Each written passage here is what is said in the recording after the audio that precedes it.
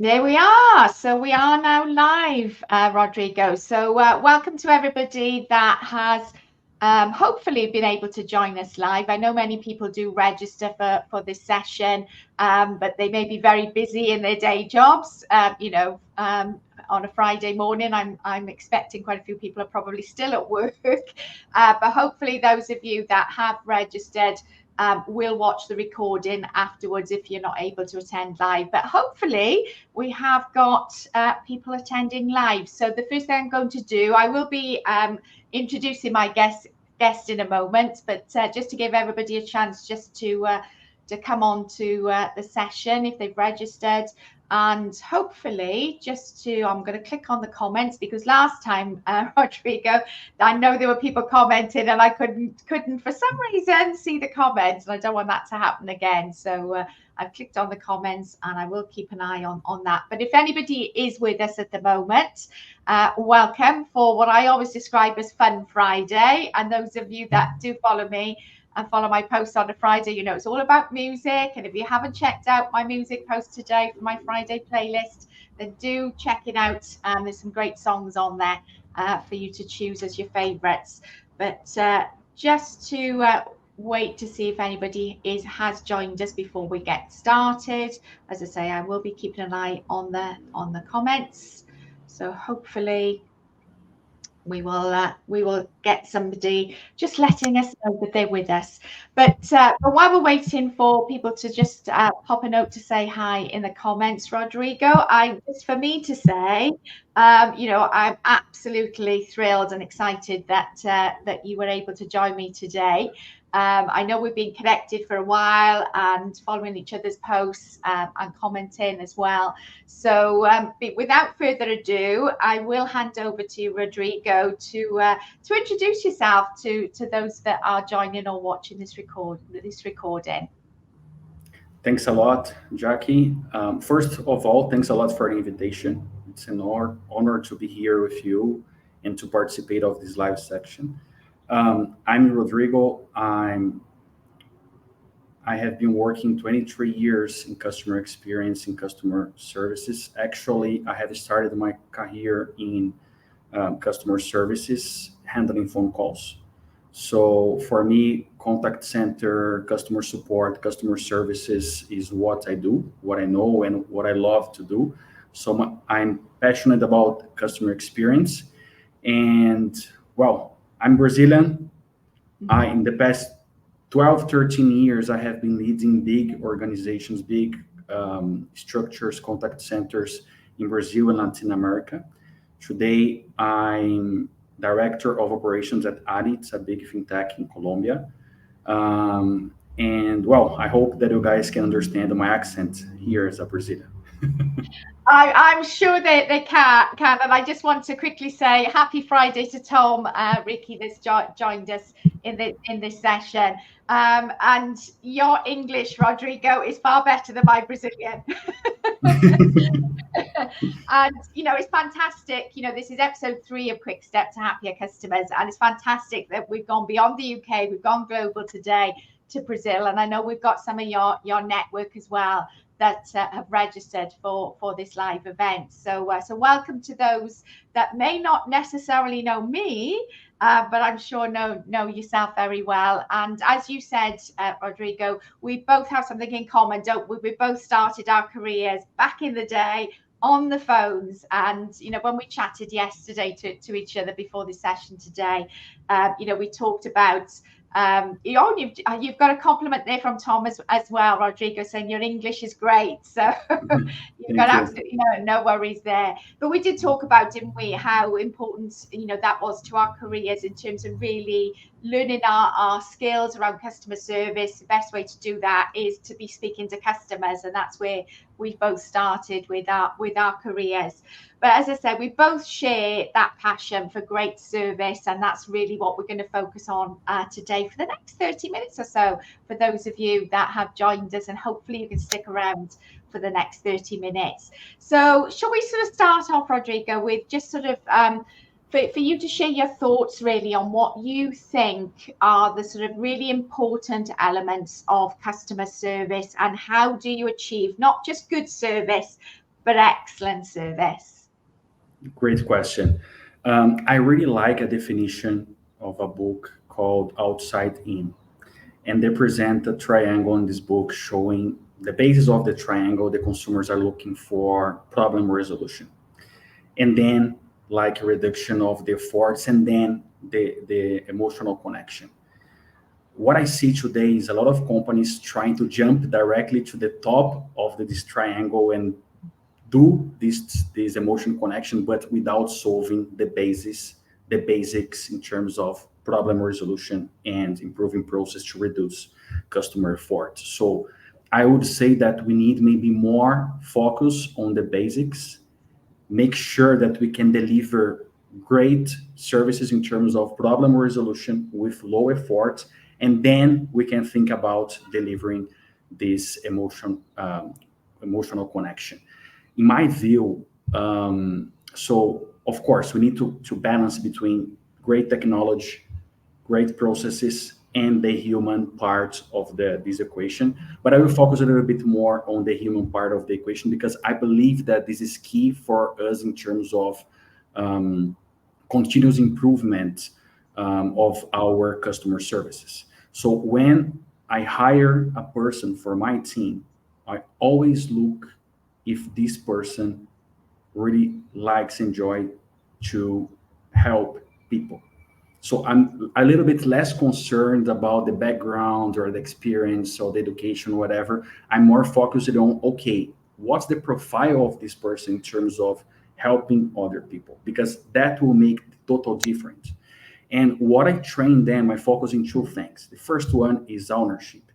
And today everybody talks about ownership, but what we are looking for in terms of customer services when we talk about ownership is how can we engage with each unique problem that our consumers have, and how can we provide a great resolution.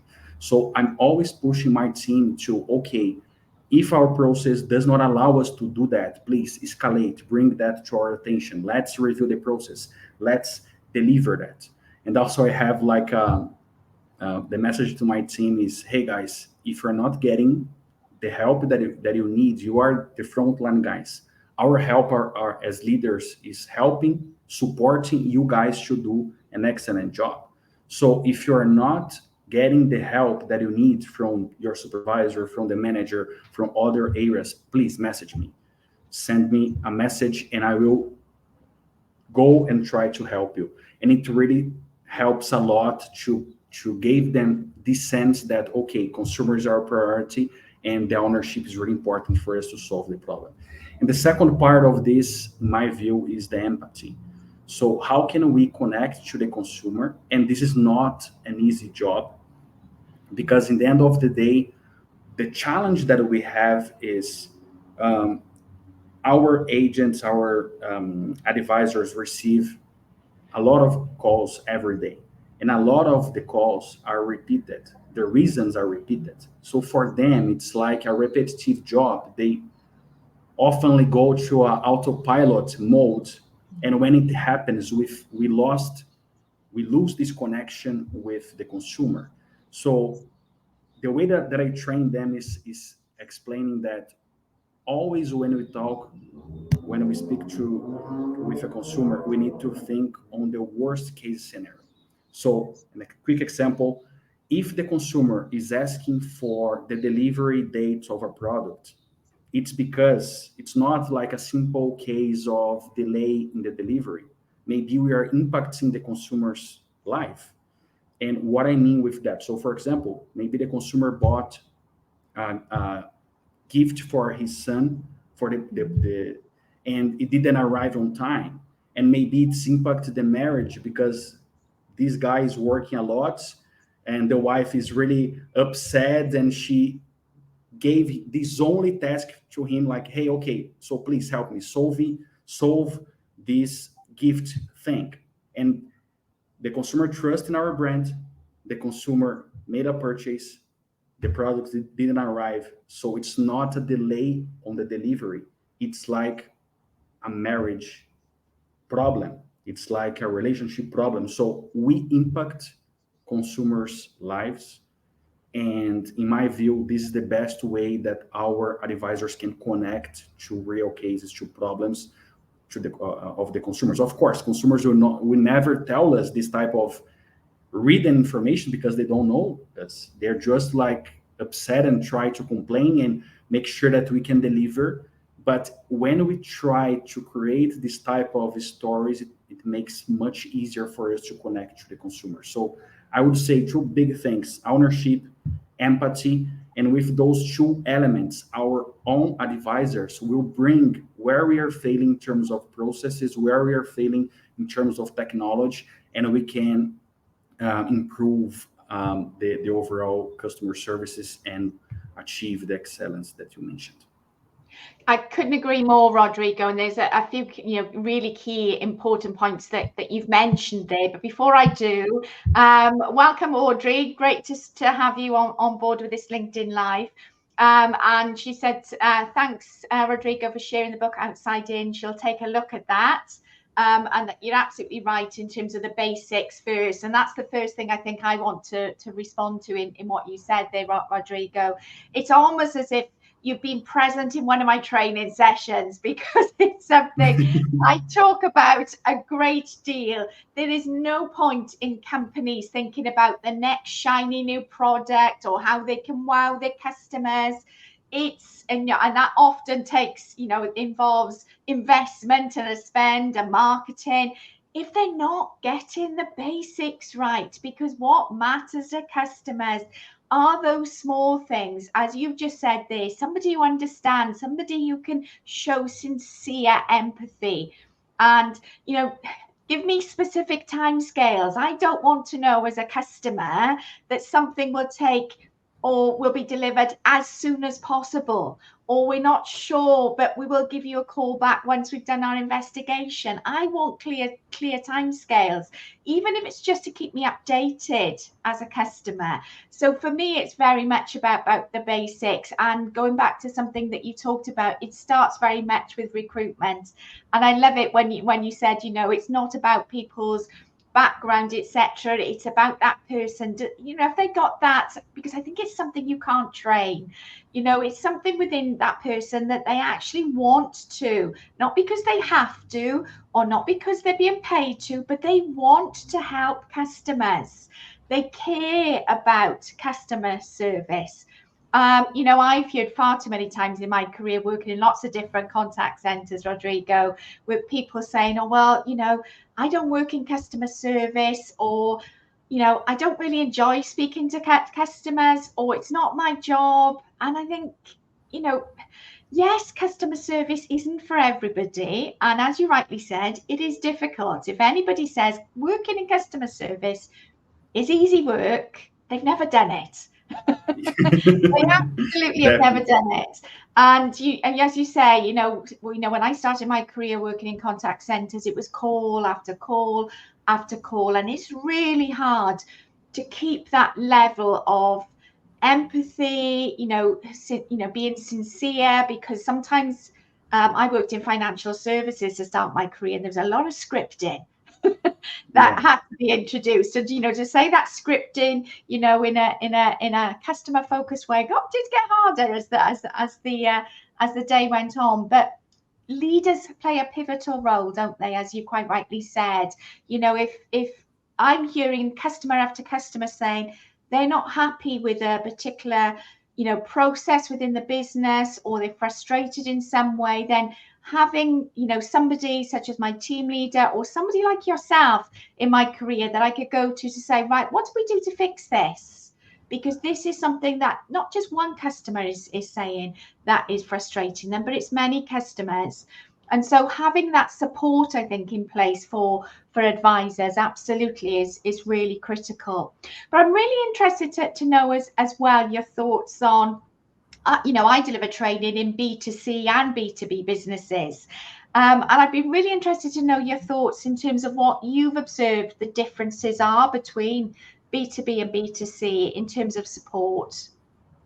Yeah. In the end of the day, both of them want like their problems solved and fast, and so it does not change a lot but I would say that the expectations changes a little bit, especially because in B2B we have more than one profile, one type of client. So for example, when we deal with B2B, sometimes we're talking to a salesperson and this person just wants to solve like to fix a problem to complete the sale, or we're talking to a person from the finance team and this person wants to speak to a person that has the same level of knowledge. Sometimes we're talking to a buyer. So in case of B2B, we have like different personas, different profiles, and with these different profiles, we need to have like a clear understanding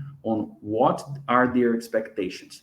In case of B2B, the end user usually they do the entire journey. So they are the person researching, they are the decision maker, they buy, they look for support, they contact, so they do everything. And we know a little bit easier what's their expectations. So of course, customer service is about expectations versus the experience that we deliver. So I see that the B2B will have this complexity. And another thing that I would like to add is in the B2B world, we have more repeat contacts. So the same person is contacting you a few times a month, and then you can create easily a relationship.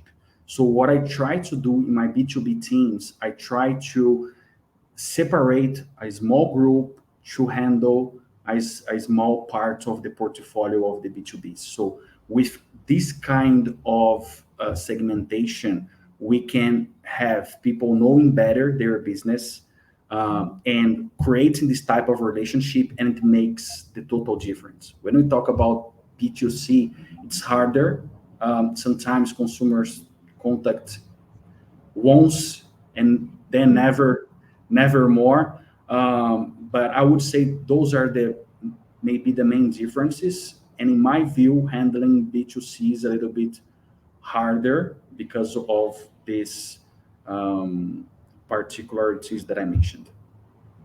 Absolutely, it is. I think, in my experience with B2B, you are building longer term relationships often, aren't you? And as you quite rightly said, you may be speaking to different people within the business over a period of time. And I've been working. I think it's about 14 months now. My longest client, Rodrigo, is very much B2B, and it's around sort of supplying business software.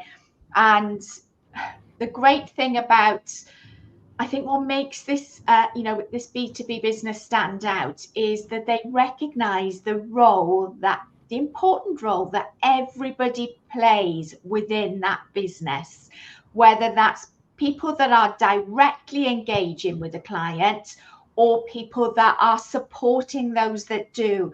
And so I've been going into that business, as I say, for about 14 months, a couple of days a week, and actually working with every single person in that organization, from the CEO level as well, I'm pleased to say, to give that message to everybody that every single person, no matter what level of seniority you are in the business, you play an important part in the end service delivered to customers. And I know that that's something, again, in terms of a philosophy that you and I both share, Rodrigo. And I guess, that leads me to my next question in terms of, if we say that service excellence isn't the sole responsibility of customer service teams, because I know when I used to be on the phone, it was frustrating if I was still waiting for another department to give me information and they weren't keeping me updated, and then I'd have to deliver some negative news to a customer, and that was really, really difficult to do. So recognizing that, yes, you have people in a business, whether you're B2B or B2C, that speak to the customers or speak to the clients, but it's everybody's job to deliver great service, because you can't have external service excellence without internal service excellence. But I'd love to know your thoughts in terms of how you have observed businesses can engage other teams, other areas in the business. And I know one of the key things that that I'm really excited for you to talk about as part of that was your CX initiative. So I'm going to hand over now to you, Rodrigo, to give your thoughts in terms of how you can get that engagement across the business, and also talk about that fantastic CX day as well. Okay, thank you.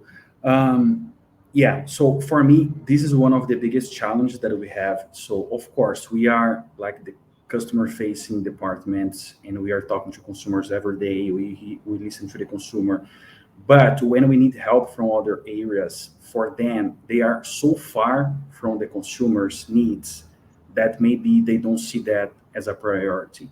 So we talk, and this is really, I would say, the last trend that we have today is customer centricity. But we know that in the day by day, this is not the reality for the majority of the companies. So each department has their own targets, and majority of the companies, they don't have like a clear view or clear culture in terms of delivering great customer services excellence. So my feeling is, the best way for us to get the engagement of the other departments is like making sure that they can leave at least one day as our advisors. So this is what I have proposed and I have implemented in my previous companies, including Adi. We created this event called CX Day. So what we do is we invite the whole company to handle phone calls, chats as an advisor for one day. It's a big initiative. It's not like just invite because they will never show up. So first, we need the sponsorship of the C-level, especially the CEO of the company. They need to understand the importance of this initiative, and then it's like a 3 months event preparation. So first, we need to start like preparing the invite and getting this message from the CEO, especially in all hands or any kind of meeting that involves the entire company. We need to give some time for people to register, and then we confirm which departments are engaging more and others that are not engaged. And we talk to leaders, make sure that we say, hey, you saw the message of our CEO. We need to engage on these activities. So we get all of the departments engaging. It's then we need to train this team, and this is one of the challenges because, for example, usually training an advisor takes 1 week, 7 days, 10 days. It depends on the products, but we don't have like 7 days to stop the whole company for training them. So what I do is I segment um, the support according to the area. So for example, if the person is from finance, I will create a small group with finance related topics. For example, okay, my billings, I have some problems with my billing, delays, etc.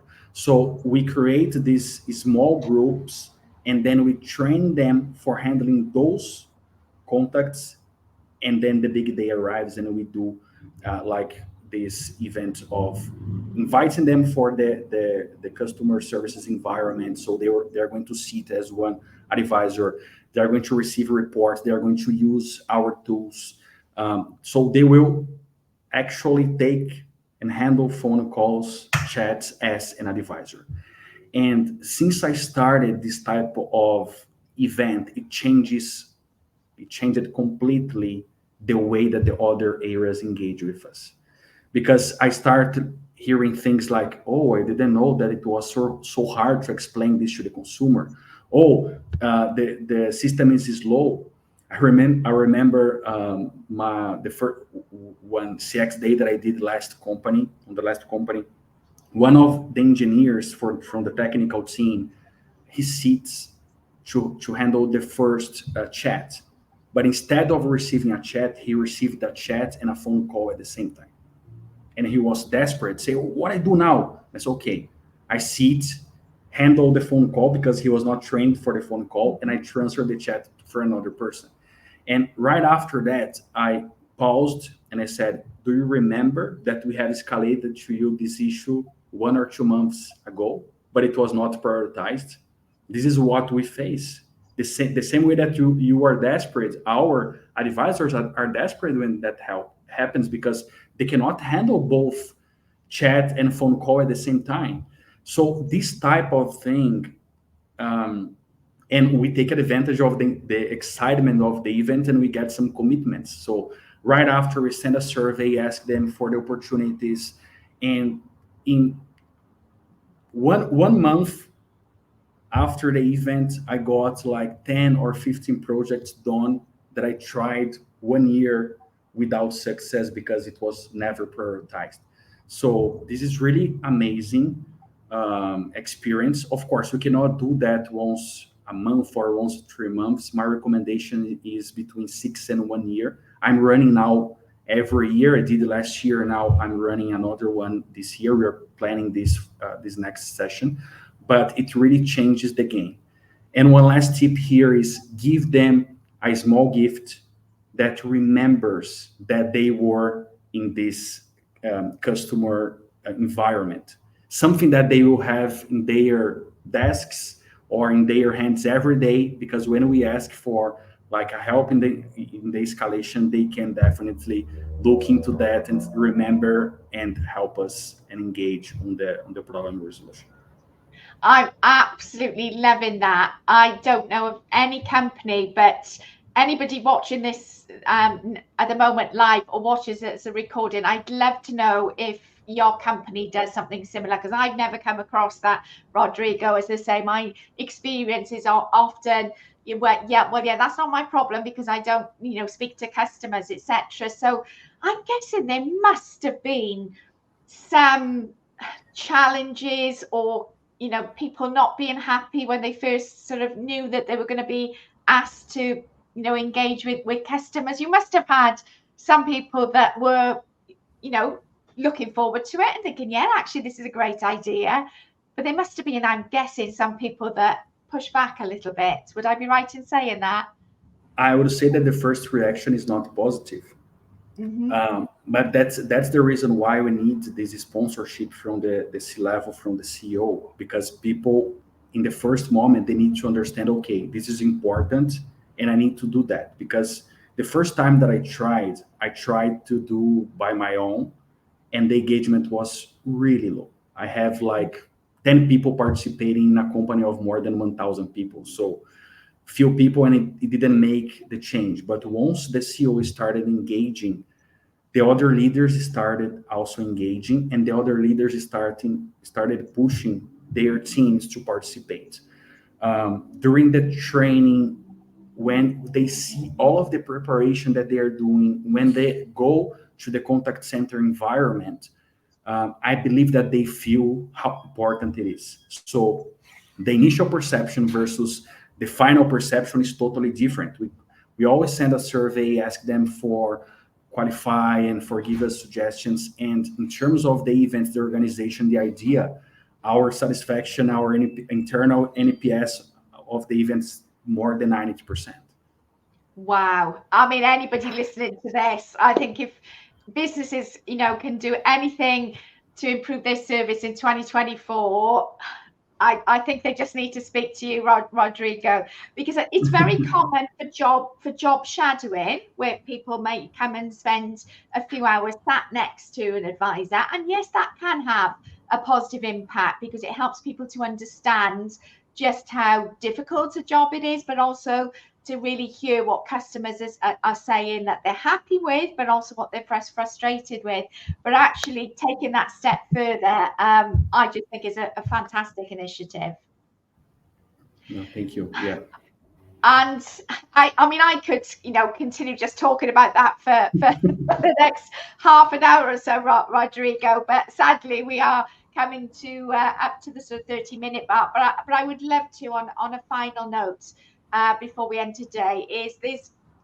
I mean, there isn't anybody on the planet, I'm sure, that hasn't heard a lot about AI and the impact on AI in terms of customer service. So let's sort of finish, talking about and getting your thoughts in terms of what your view is on the future of customer service, taking into account, as I say, AI that we can't put back in that box. Why would we want to? But it is about obviously using it in the most effective way. But yes, what thoughts do you have in terms of the future of customer service?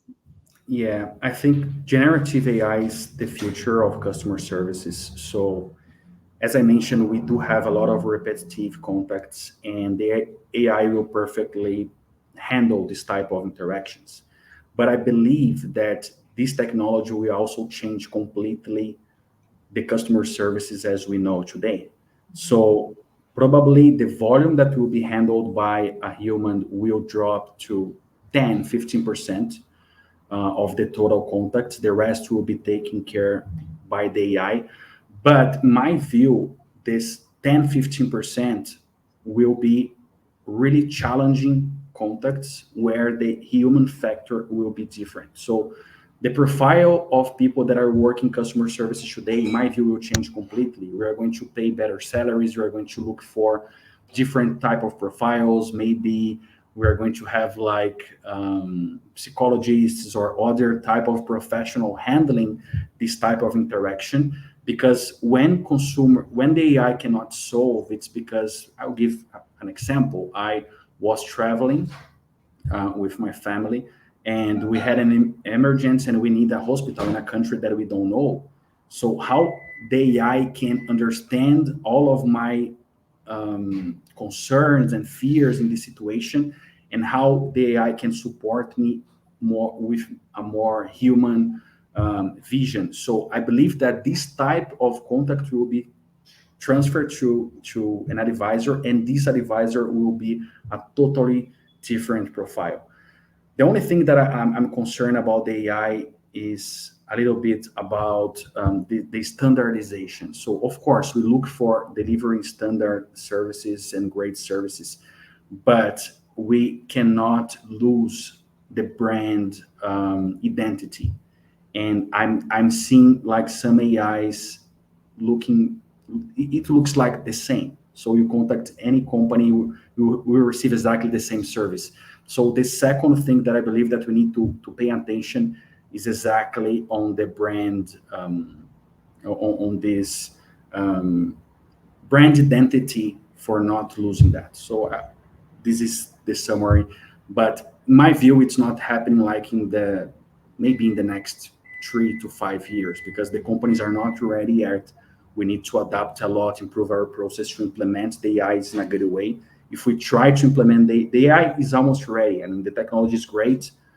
I say almost because I still see this is a little bit expensive. And when you try to run a business case, does not make sense to implement it now, but maybe in a near future, we're going to have this ability to do.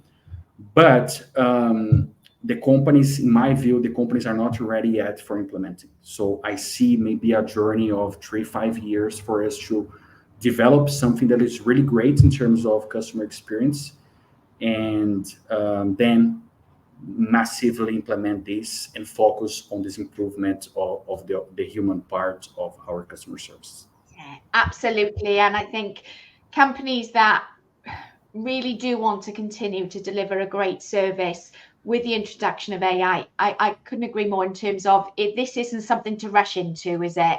It's about taking the time and doing and implementing AI in the right way, rather than thinking, I need to do this because my competitor is doing that, or that competitor, is already delivering service using AI. It's about making sure, I think, for every company that they don't rush into it. I mean, live chats, I think, is certainly one of those aspects. I think that a lot of companies did rush into with live chat, and there's been lots of issues, I think, over the years with getting live chat to where it is now.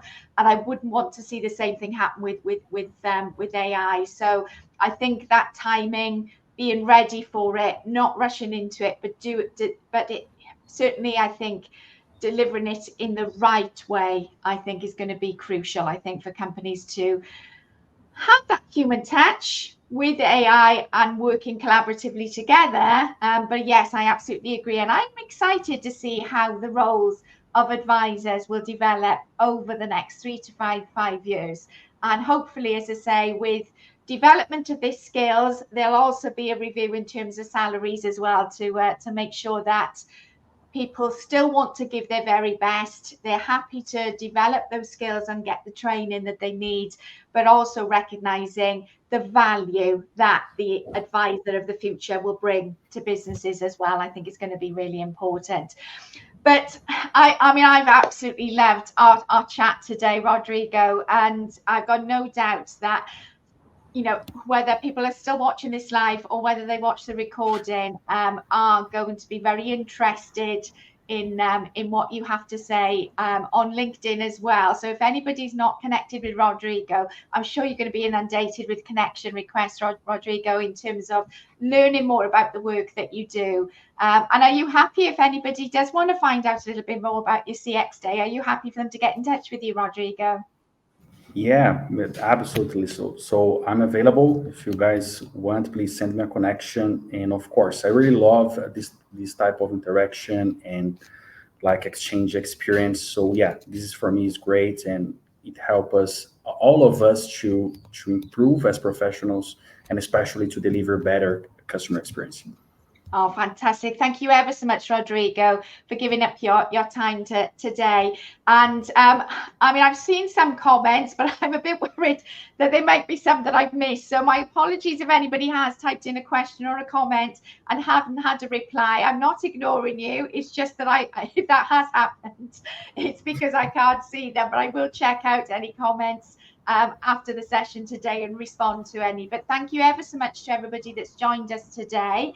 The next session is going to be again in 2 weeks' time on a Friday. We're staying global, but we're going to the US with my good mate Chris Gillen, and we finished on talking about AI today, Rodrigo. But I've got no doubt, because Chris is another AI expert, so I've got no doubt that that's going to come into conversation in the next LinkedIn Live. So if anybody's watching this and they're really interested to learn a little bit more about AI, then do check out the next LinkedIn Live in 2 weeks and register for that event. But I know you've got a really busy day ahead, Rodrigo. Mine's a little bit quieter. You know, I tend to try and keep Friday to as much fun as possible. But I do hope that the rest of your day goes really well. And thank you again for taking part in this LinkedIn Live and being an absolutely awesome guest. No, thank you. Really appreciate. Thanks a lot for the space, and thanks a lot for the questions, and for all of your comments and sharing your experiences. Really appreciate. I'm your fan, so thank you. Thank you, Rodrigo. And thanks to everybody that's joined the session. Happy has just put a note on there to say, brilliant, great discussions. He's in the other room, and he always tells me there's a 30-second delay from when he can probably hear me in one room speaking to when he hears it on his laptop. But yeah, for everybody else attending the session today, thank you ever so much, and have a fantastic, fun Friday, everybody. Thank you. Bye-bye.